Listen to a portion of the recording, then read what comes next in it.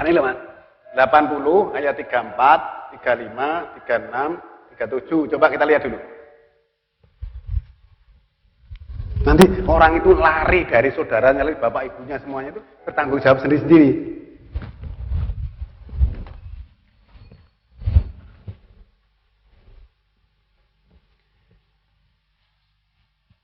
Disingkat, yauma yafirul mar'u min akhi. Hari itu orang lari dari saudaranya. Wa ummihi wa abi. Dari ibunya dan dari bapaknya. Jadi lari dari saudaranya, dari ibunya, dari bapaknya. Artinya nggak bisa ngurusi gitu lah. Terus kemudian berikutnya wa sahibatihi wa bani, dan dari istri serta anak-anaknya. Coba. Suami istri aja nggak bisa ngurusi, Pak. Ya. Likulli mri'in minhum yaumaidin sa'nun yughni. Bagi setiap orang dari mereka hari itu sibuk urusannya sendiri-sendiri. Contoh konkretnya ketika terjadi tsunami di Aceh. Ya, dulu kan ada ya orang beli rumah baru, dia lari pakai mobilnya itu, istrinya ditinggal di rumah. Karena saking kebingungan melihat gelombang yang begitu besarnya. Nah, nanti di sana itu juga begitu. Gak sempat ngurusi anaknya, gak sempat ngurusi istrinya, suaminya, enggak. Kalau di sini mungkin anaknya gak kelihatan aja dicari. Pada saat itu sudah nggak sempat lagi, ya. Karena mereka korupsi ya biar aja. Kemudian orang kaya nyumbang masjid ya biar aja lah nyumbang masjid.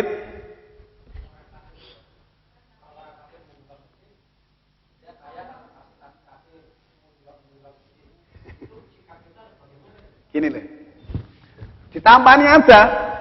Yang penting nanti masjid itu kita manfaatkan sesuai dengan ketentuan. Kita nggak usah menunjuk bahwa dia orang kafir. Mungkin dia belum sholat gitu aja. Ya. Nah, setelah nanti infaknya diterima, dibangunkan masjid, kemudian ikut ngaji, siapa tahu nanti dibuka oleh Allah. Seperti kemarin kan, 633, 634, 35 itu loh. Kalau tantangan mereka itu memberatkan hati, coba buat terowongan ke bumi, tangga ke angkasa, datangkan satu ayat. Ya. Jika Allah mengendaki mereka akan dikumpulkan dalam satu petunjuk, maka kamu itu jangan bodoh, kan gitu ayatnya. Loh, ayatnya sama menegaskan seperti itu. Loh, kalau Allah mau dipetunjuk nanti kan kamu malu. Maka kamu jangan bilang, wah kamu kafir, kamu jangan. Yang berhak untuk mengatakan sesat atau kafir itu hanya Allah saja. Nanti kita lihat surat 11 ayat 31 itu. Nabi Nuh kan bilang begitu ya. Gitu ya, jadi hal-hal seperti itu biar aja lah. Yang penting masing-masing individu memperbaiki diri, ketika nanti masyarakat itu merupakan kumpulan individu yang memperbaiki diri akan menjadi baik semua. Gitu loh pengertiannya. Ya, mungkin masih ada yang lain? Ya.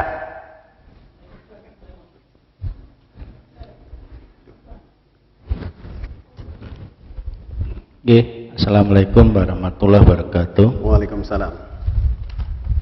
Ini masih sambungannya dengan Pak Endang, yaitu surat 57 ayat 20. Kalau kita membaca buku tentang orang-orang sufi bahwa dunia itu memang mengganggu untuk menuju akhirat. Ini sementara orang-orang sufi kan agak dikucilkan gitu Pak. Ini apa kita ya, sikap kita bagaimana? Terima kasih. Kita lihat surat kedua ayat 212. Jawabannya di situ.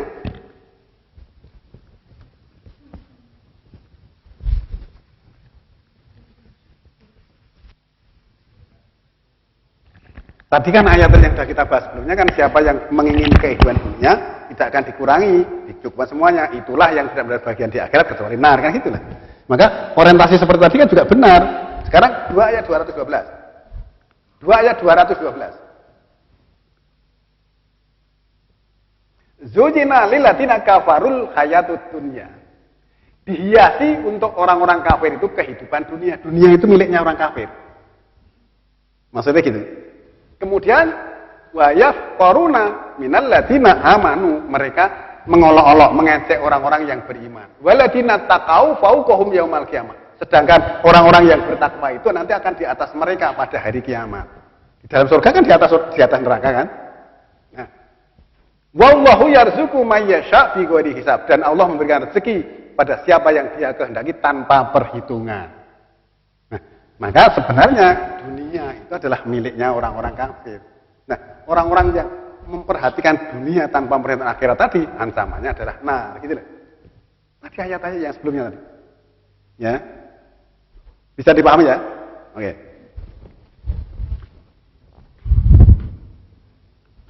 Ya, silakan.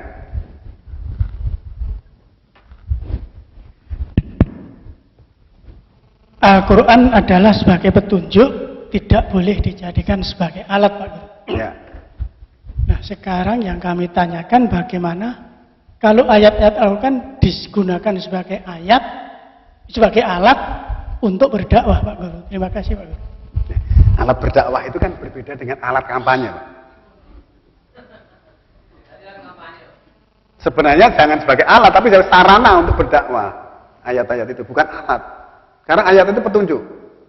Ya, sarana untuk berdakwah, bukan alat. Alat itu kan seolah-olah kayak perkakas gitu kan. Misalnya arit itu untuk membabat rumput. Ayat itu petunjuk, harus dijelaskan dan secara rinci. Baru nanti orang akan mengerti tentang hakikat petunjuk itu.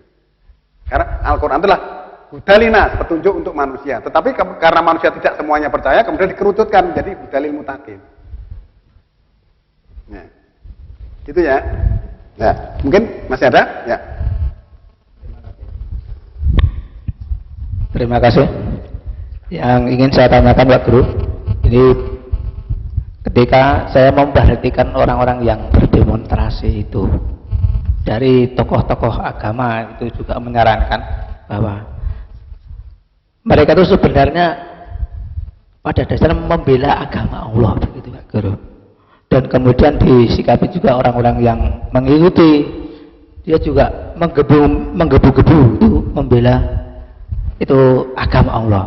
Itu maksud mereka, tapi kenyataannya ketika kita salah menyikapi dan itu membahayakan atau mendolimi orang lain, itu gimana Pak Guru?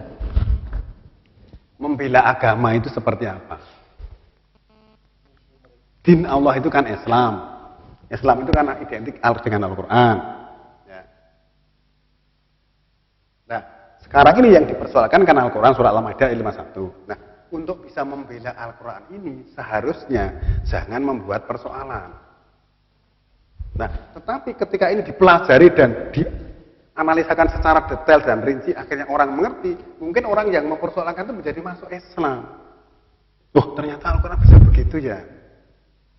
Selama ini kan orang juga belum percaya bahwa Al-Quran itu bisa menerangkan tentang ilmu fisika, ilmu geologi, ilmu astronomi, ilmu ruang angkasa, ilmu atom. Orang juga nggak percaya selama ini karena hanya dibaca dan dihafalkan. Ketika nanti ada yang menjelaskan, wah itu nggak ada itu. Dalam Al-Quran nggak ada. Kemarin surat 1689 kan sudah tibyan ali kulli syai', menerangkan atas setiap sesuatu, maksudnya nggak ada. Ya mesti ada. Kalau belum tahu jangan bilang nggak ada. Allah itu segala-galanya. Ya, gitu ya.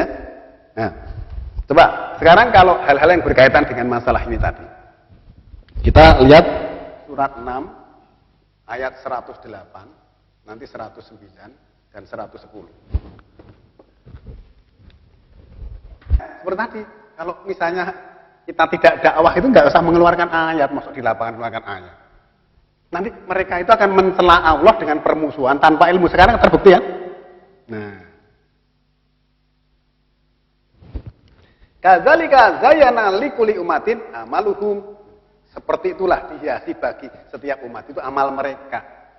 Suma ila rabbihim marji'uhum. Kemudian kepada Rabb mereka kembalinya. Fayunabbi'uhum bima kanu ya'malun. Lalu dia kabarkan kepada mereka apa-apa yang mereka kerjakan. Jadi kita nggak usah mencela orang-orang yang agamanya lain. Sudah biarkan aja, nanti mereka akan mencela Allah dengan permusuhan tanpa ilmu. Faktanya membuktikan seperti itu. Ya. Coba kita lihat ayat berikutnya. Wa aqsamu billahi jahda aimanihim. Mereka bersumpah dengan Allah. Jahda, jihad itu kan berjuang, kan? Memperjuangkan tata hukum mereka, aturan hukum mereka. Artinya aturan hukum yang bukan Al-Quran gitu. Dia berjuang untuk memperjuangkan aturan hukum yang dibikin sendiri. Nah demo itu kan ada aturan hukum, ada undang-undangnya kan. Loh, kita jangan berbicara tentang undang-undang tadi. Pimpinan kita Allah, Rasul, dan orang-orang beriman. Kita lihat ayatnya dulu gitu loh. Kalau ternyata bertentangan dengan ayat, walaupun ada undang-undangnya jangan dilakukan. Gitu loh, orang mukmin harusnya begitu. Maka mereka bersumpah menggunakan nama Allah loh Pak. Hanya untuk memperjuangkan aturan hukum mereka. Lain ja'athum ayatun la yu'minuna biha. Jika datang pada mereka itu ayat, mereka tentulah beriman padanya. Tapi coba, Nabi suruh mengatakan, innamal ayatu indallah. Ayat yang di sini mungkin yang dimaksudkan mukjizat. Bahwa ayat itu ada pada sisi Allah. Wa ma yus'irukum. Bahwa ayat itu tidak akan menyadarkan kamu. Kamu itu nggak punya kesadaran tentang ayat. Maksudnya gitu. Annaha idza ja'at la yu'minun. Bahwa ketika ayat itu datang ternyata mereka juga tidak beriman. Kan cuma ngomong aja kan? Wah gimana? Ayo ngaji. Wah saya sibuk sekali nih. Ini kan saya nanti rapat sampai jam 10 malam. Besok ada acara ke sana gitu kan? Faktanya begitu. Ayat ini mesti harus ada pelakunya. Ayat berikutnya coba. Ya, yang ke-110. Nah, ini Allah mengatakan, wa nuqallibu afidatahum wa absarahum kama lam yu'minu bihi awwala marrah. Dan kami bolak-balikkan afidah mereka dan juga pemandangan mereka sebagaimana mereka sebelum beriman awalnya dahulu. Nah, kalau dia itu tidak betul-betul fokus kepada Allah, nanti afidah itu mentalnya kan dibolak-balikkan. Dan juga pemandangannya dibolak-balikkan, nanti yang jelek dikatakan baik, yang baik dikatakan jelek. Pemandangannya itu enggak fokus, enggak jernih, maksudnya gitu. Ini kan memang sengaja dibolak-balikkan oleh Allah. Afidah itu mental. Kalau kolbu itu hati nurani. Sampai bolak-balikkan, kami bolak-balikkan afidah dan pemandangan mereka bagaimana mereka sebelum beriman awalnya dahulu padanya. Nah, kemudian di sini kan wa nadharuhum fi tughyanihim ya'mah. Dan kami biarkan mereka bertualang dalam sikap melanggar hukum. Berpetualang kan Pak kesana kemari. Tapi melanggar hukum tapi tidak sadar. Siapakah dia? Mesti ada pelakunya. Ayat ini mesti ada pelakunya.